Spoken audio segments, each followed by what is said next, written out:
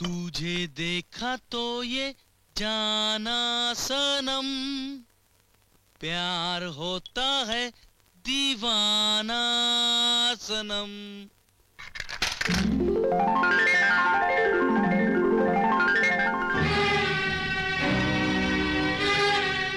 অসভ্য জানোয়ার, ঘরে মা বোন নেই? কিরে রবিন, তোকে চড় মারলো আর তুই কিছুই বললি না? ভালোবেসে মেরেছি, ওই জন্য তো ছেড়ে দিলাম। তাছাড়া কি জানিস, একদিন তো ওই আমার বউ হবে।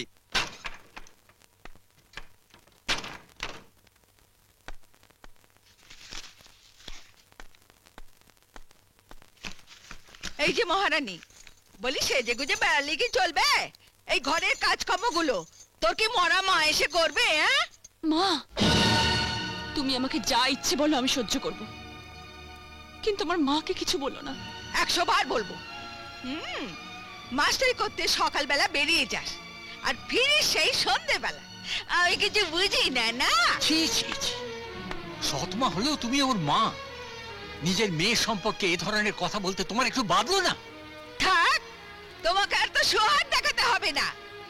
এই যে মহারানী, এখানে ঠং করে দাঁড়িয়ে না থেকে ওই কলতলে অনেক কাপড় চোপড় ভেজানো আছে, যাও দয়া করে কেচে দাও।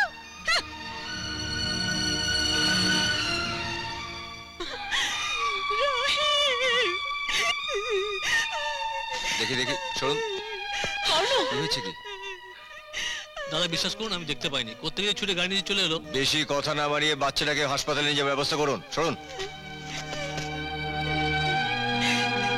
এই শোনো, বালাটা আমাকে খুলে দাও। মানে? আরে মানে মানে না করে বালাটা আমাকে তাড়াতাড়ি খুলে দাও। এই শোন, এই বালাটাকে বিক্রি করে টাকাটা নিয়ে হাসপাতালে পৌঁছে। আচ্ছা যা। এই সরো সরো সরো, আমি দেখছি। ধরো, হ্যাঁ, চলো চলো চলো চলো চলো।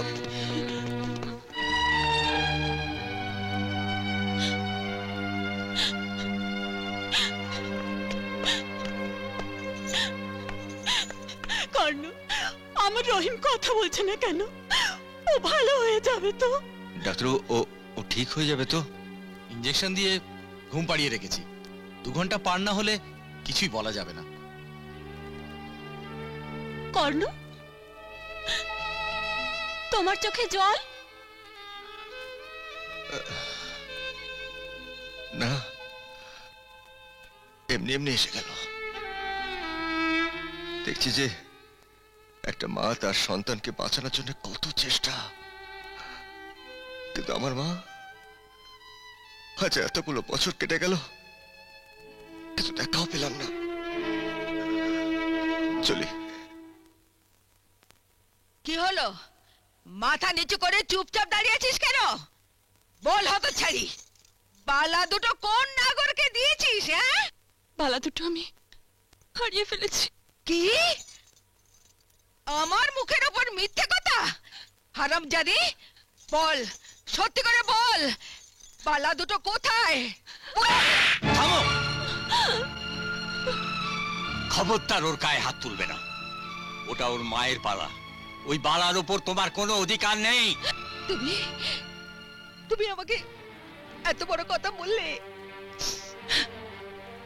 তোকেও বলে দিচ্ছি, আজ থেকে তুই আমাকে মা বলে ডাকবি না।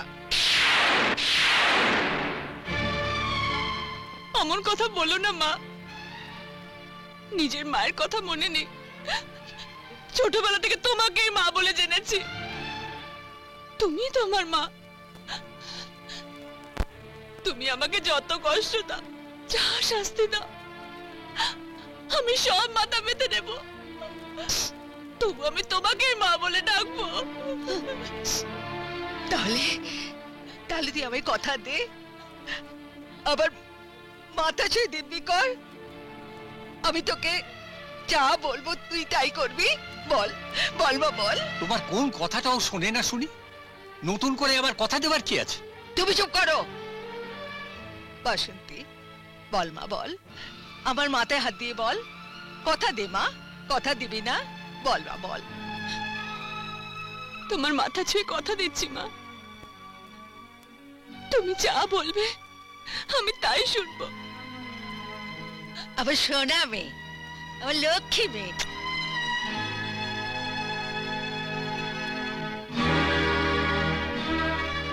বাসন্তী, কাজটা তুই ভালো করিসনি মা। ওর নিশ্চয়ই একটা খারাপ উদ্দেশ্য আছে, যার জন্য তোকে দিয়ে প্রতিজ্ঞা করিয়ে নিল। বাবা, আমার মাথায় তোমার আশীর্বাদ আছে, আমার কেউ কোনো ক্ষতি করতে পারবে না। মানে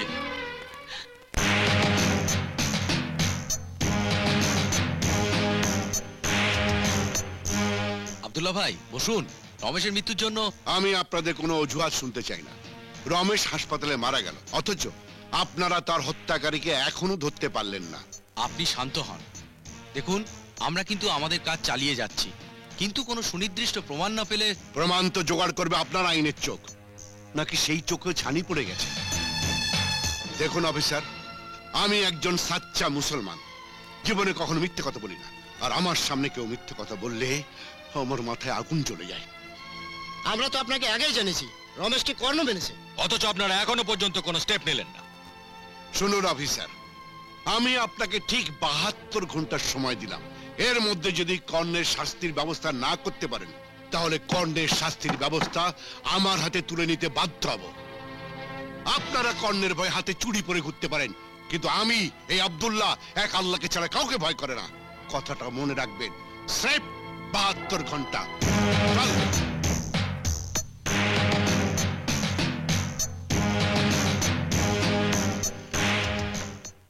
A for apple. B for bed.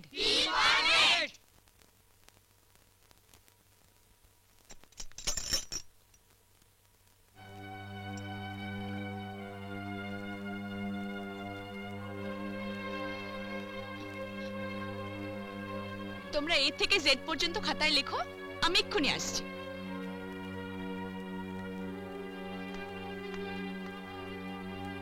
এসো আমার সঙ্গে। দেখুন, এই স্কুলে পড়ি আমি সামান্য কিছু মাইনে পাই। এই কাজটা যদি আমার চলে যায়, আমি ভীষণ বিপদে পড়ব। তাছাড়া মা হয়তো আমাকে। কি হলো, থামলে কেন? তোমার মা তোমাকে। থাক ওসব কথা, আপনি কেন এসেছেন বলুন। এই বালা দুটো ফেরত দিতে। ওগুলো তো আমি ফেরত নিতে পারবো না। মাকে বলেছি, ওগুলো আমি হারিয়ে ফেলেছি। তোমার মাকে তুমি মিথ্যে বলেছ কেন? মিথ্যে না বললে মা আমাকে মারতো। তোমার মা তোমাকে মারে?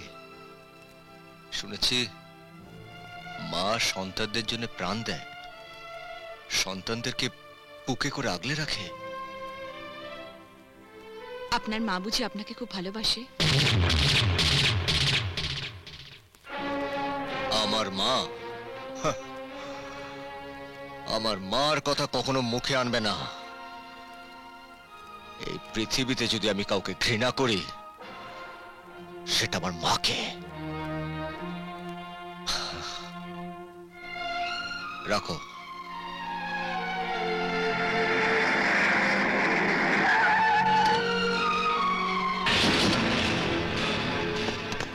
কর্ণ, তোমার নামে ওয়ারেন্ট আছে, তুমি আমাদের সাথে থানায় চলো। আমার অপরাধটা কি জানতে পারি? রমেশ আজ মারা গেছে, আব্দুল্লাহ তোমার নামে ডায়েরি করেছে, চলো। আব্দুল্লাহ? চলুন।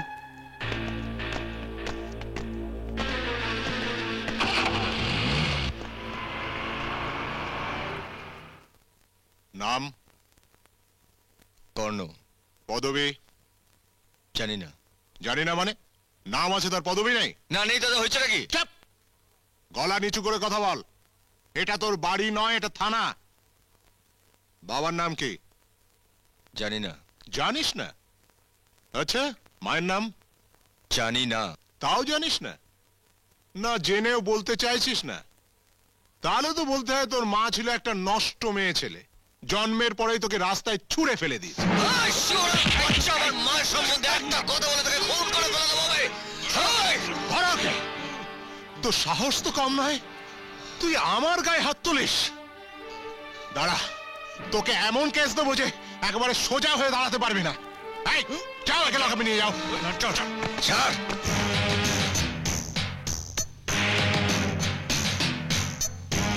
একটু শুনুন, আমি আপনাকে একটা কথা বলতে এসেছি। তুমি কে? আমি বাসন্তী। আপনি কর্ণকে খুনের দায়ে অ্যারেস্ট করিয়েছেন, কিন্তু বিশ্বাস করুন কর্ণ খুনি নয়। গরিবের উপর অত্যাচার হলে কর্ণ তার প্রতিবাদ করে। একটা অসহায় মানুষকে বাঁচানোর জন্য কর্ণ নিজের জীবন পর্যন্ত দিতে পারে। আমি আপনাকে অনুরোধ করছি, আপনি কর্ণকে বাঁচান। কর্ণর সাথে তোমার সম্পর্ক কি? মানবতার সম্পর্ক, ভালোবাসার সম্পর্ক। তোমার কথা যদি সত্যি হয় তাহলে আমি তোমাকে কথা দিচ্ছি, কর্ণকে আমি থানা থেকে ছাড়িয়ে আনবো। তুমি নিশ্চিন্তে বাড়ি চলে যাও। ধন্যবাদ। রফিক, বড় ভাই, মেয়েটা ঠিকই বলেছে। জীবনে আমি কখনো কোনো ভুল করিনি, আজও করব না। চল।